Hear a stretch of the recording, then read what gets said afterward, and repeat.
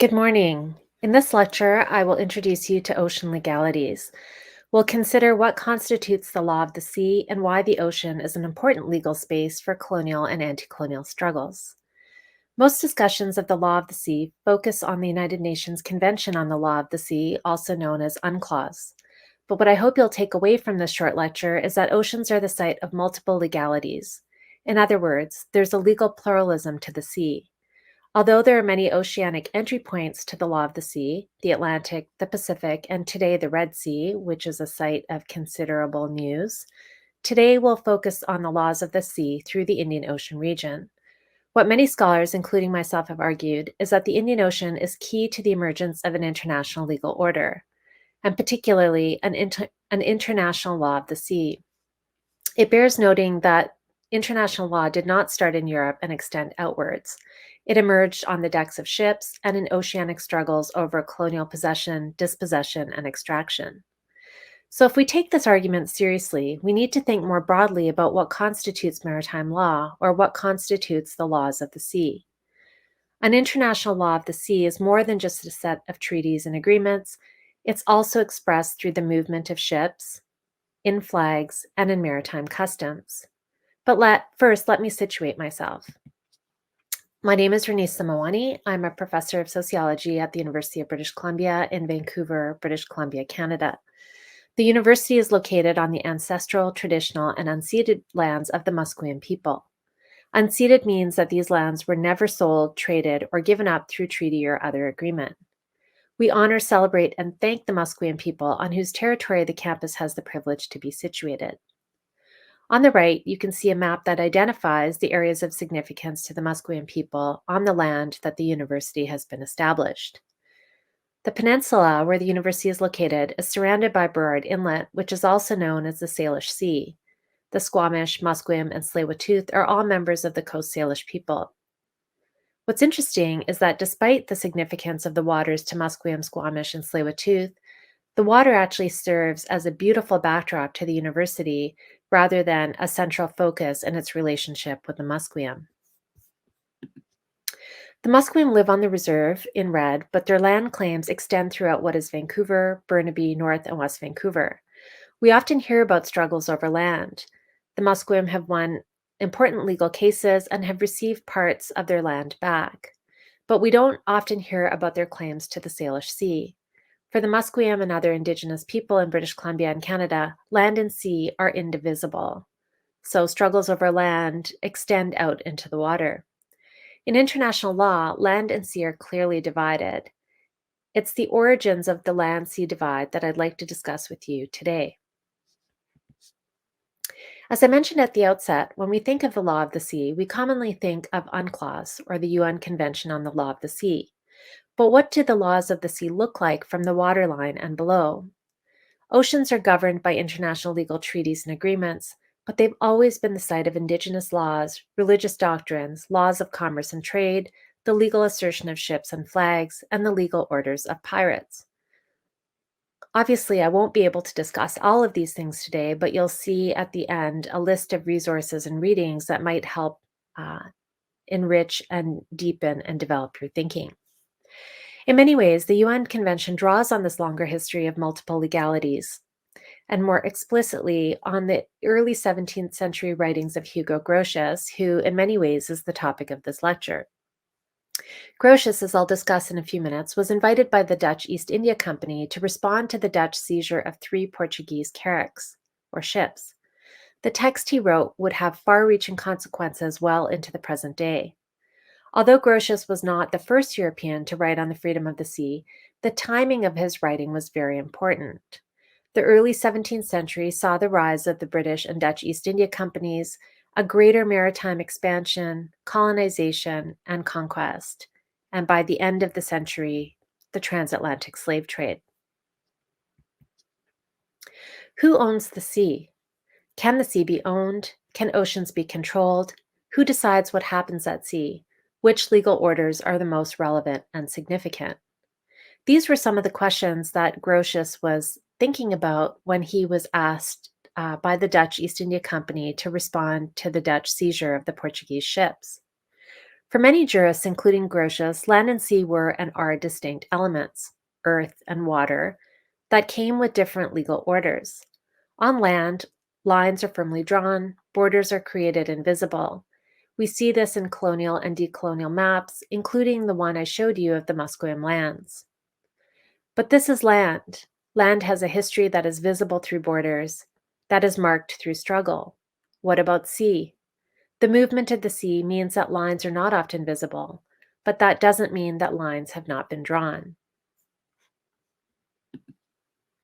Under the UN Convention of the Law of the Sea, the territorial sea, which was once measured by a cannon shot from shore, is now placed 12 nautical miles from the shoreline. This is followed by the contiguous zone, the exclusive economic zone, and the high seas. The high seas are often termed the free seas, which reference Grotius. This is the space of universal jurisdiction, open navigation, and international law. According to Article 87 of the UN Convention on the Law of the Sea, the high seas are open to all states. Where did this come from? Where did this idea of the sea as open and free for all originate?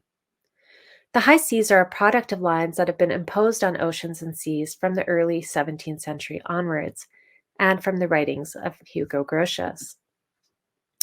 The free sea is a concept that can be traced directly to the early 17th century writings of Grotius. Grotius was a very well-known and well-regarded humanist and jurist. He was apparently born on Easter Sunday and was considered to be a talented scholar, lawyer, and diplomat, a remarkable figure of his time. By age 11, just to give you one example, he was already studying in the Faculty of Letters at the University of Leiden. The UN Convention of the Law of the Sea, and the freedom of the seas in particular, can be traced directly to Grotius's writings. His famous text, Mare Liberum, was published in 1609 as The Free Sea, which is what gave Grotius the enduring title of the father of international law. In his discussion of the free sea, Grotius divided the solidity of land from the vast and changing domain of the sea. This legal divide remains critical today. Oceans are thought to be exceptional spaces with their own legal orders. Maritime law is a separate field of law from other legal fields and subfields. Drawing from Roman law, the law of nations, and also from the experiences of sailors and mariners, Grotius identified the high seas to be free for trade and navigation. This 17th century argument has been absorbed into the UN Convention of the Law of the Sea, as I've already mentioned. What's interesting is that Grotius never thought of himself as leaving such a grand legacy. The first edition of Mare Liberum was published anonymously. Grotius's name was not even associated with the freedom of the sea until many years later. So what did this conflict look like? The conflict that Grotius was asked to write about. In the early years of the 17th century, Grotius was commissioned by the Dutch East India Company to determine the legality of the Dutch seizure of the Portuguese carrack, Santa Catarina, near the Strait of Singapore. The Portuguese were very powerful in the Indian Ocean region during this time. They had a monopoly over trade, and the Dutch viewed this to be a significant problem. The Portuguese, they claimed, were keeping all of the riches from Asia to themselves and not letting other European empires in. In 1603, Jacob van Heemskerk captured the Portuguese carrack Santa Catarina as it was on its way from Macau to Malacca. The exact point of capture is disputed. Some say the Strait of Malacca, others say the mouth of the Johor River, others say the Strait of Singapore. The ship was carrying riches that were well beyond anything the Dutch had ever seen. The vessel's cargo included gold, ceramics, silks, and other high-value items from China and Japan. It was estimated that the cargo was worth 3 million Dutch guilders. The case was heard in Amsterdam in 1603. The Court of Admiralty was to determine whether this was an act of piracy or privateering, and whether the booty or the cargo that was seized by Van Heemskerk was legitimate or illegitimate. Ultimately, the court decided that it was a legitimate seizure, and they needed some justification for their decision. This is where Grotius comes in. Grotius was to defend Van Heemskerk's actions and to advise on the legality of the Dutch seizure. What's interesting is that Grotius was commissioned to comment on the case after the Admiralty Court had already reached its decision. Mare Liberum was published 3 years later and was, in essence, not only a defense of Van Heemskerk's actions, but a defense of Dutch imperialism. Mare Liberum was actually part of a much longer monograph. It was the 12th chapter from the commentary on the law of prize and booty. But the Free Sea is a much more poetic exposition than this longer work. Grotius really dwells on the distinction between land and sea. He says, the sea, therefore, is in the number of those things which are not in merchandise and trading, that is to say, which cannot be made proper. Essentially, Grotius argued that the sea was re nullius, or common to all. It could not be occupied. You couldn't build anything on it. And since he viewed occupation as central to ownership, the sea, like the air, could not be owned or made proper. The Free Sea was not just about laying the groundwork for an international legal order. It was aimed at promoting Dutch access to the Indian Ocean region. And there are multiple translations with slightly different subtitles. This slide shows one of these subtitles and shows the Dutch ambition clearly. The subtitle says, "A disputation concerning the right which the Hollanders ought to have to the Indian merchandise for trading." The freedom of the seas has had a very long lifespan. This is a poster published during World War I. It's a drawing of a Dutch sailing ship with a portrait of Hugo Grotius on the stern. His name on the left side beside a large Dutch flag and leading up to smaller flags of other countries. The poster illustrates the principle of the Free Sea as the precondition for national independence and prosperity. It shows the flags of the major combatants in the war, as well as the flags of neutral countries, blowing amicably from a 17th century ship. The U.S. flag flies above all else and from the main mast, suggesting perhaps that the United States would take the lead in restoring Western peace. The principle of mare liberum was a significant point of contention during the First World War. Germany invoked the principle when Britain used its powerful navy to establish a blockade in the North Sea. Grotius's conception of the freedom of the seas, we need to remember, focused mainly on the Mediterranean, so he drew inspiration from Roman law and possibly recognized the legal customs of Dutch sailors. Some scholars see this as a radical view of law. But according to Islamic legal scholars, the freedom of the seas was a fundamental part of Islamic maritime practices. So according to Hassan Khalilieh, he says, the Indian Ocean and its littoral regions never formed a unified or single sociocultural and geopolitical entity. Ethnocultural diversity characterized this area, comprising 5 major distinct civilizations: Perso-Arabic, African, Hindu, Chinese, and Indonesian, none of which claimed title over the ocean. The Indian Ocean presented no barrier to commercial or cultural interactions among the civilizations and was characterized by indigenous ruling authorities as a mare liberum. So we see the ways in which, in Islamic law, the freedom of the seas existed long before Grotius wrote his 1609 treatise. The freedom of the sea, some argue, is derived from the Quran. Legal scholar Ram Prakash Anand argues that European conceptions of the freedom of the sea were learned and developed from Asian states, Muslim seafarers, and their maritime practices.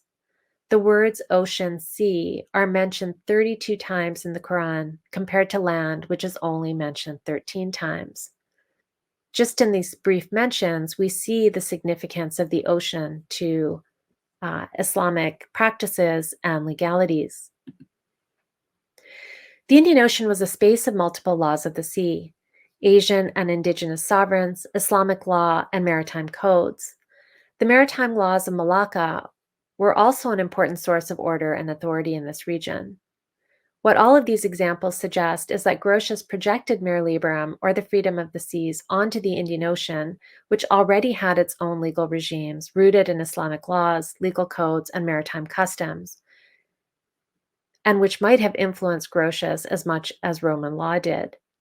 One of the questions that historians of Grotius continue to ask is whether he was aware of non-European legal regimes. Some argue that he must have been, especially since he consulted the notes of Dutch sailors who would have encountered these forms of legality in their travels across ocean regions. In conclusion, I want to come back to the UN Convention of the Law of the Sea. The UN recognizes the significance of the sea to human and non-human life, the role of the Free Sea Doctrine, and its modifications in the 20th century.